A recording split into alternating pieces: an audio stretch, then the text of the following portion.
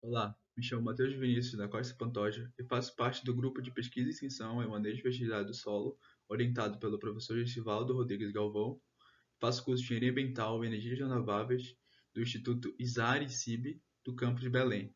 Falarei um pouco sobre o meu plano de trabalho, que consistiu no desenvolvimento inicial de mudas de cupuaçu zero em função de compostos residuais. O cupuaçu é uma das principais frutíferas nativas da Amazônia. E o seu fruto, ele possui diversas aplicações no cenário regional, nacional e mundial. Dessa forma, as indústrias e agroindústrias elas acabam gerando muitos resíduos que são descartados de forma inadequada no meio ambiente. Com o aumento do custo dos fertilizantes, atrelado também à produção significativa de resíduos, a utilização de tais resíduos na agricultura ela surge como uma alternativa sustentável, vantajosa tanto do ponto de vista ambiental como econômico e social.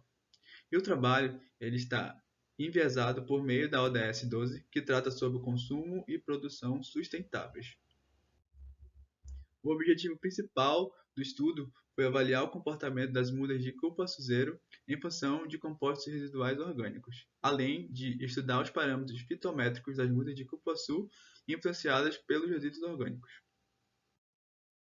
O experimento ele ocorreu durante o período de setembro de 2022 a agosto de 2023 na Universidade Federal Rural da Amazônia, campus sede, no prédio de solos, em Viveiro de Mudas do prédio de solos, e consistiu em um delineamento experimental em blocos casualizados, onde os tratamentos possuíram diferentes proporções de resíduos orgânicos, dos tratamentos caroço de açaí, composto de dendê e esterco bovino, que variaram entre proporções de 5%, 10%, 15% e 20%, submetidos a esquema fatorial 3x4, possuindo 4 repetições e totalizando 48 unidades experimentais.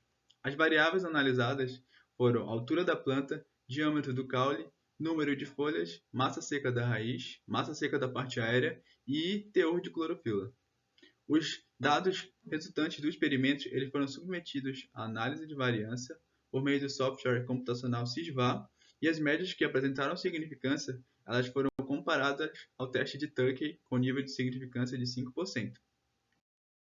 Como resultado, conforme a figura 1, que trata sobre a variável número de folhas, pode-se observar que os tratamentos submetidos ao esterco bovino possuíram maiores médias em relação aos demais tratamentos.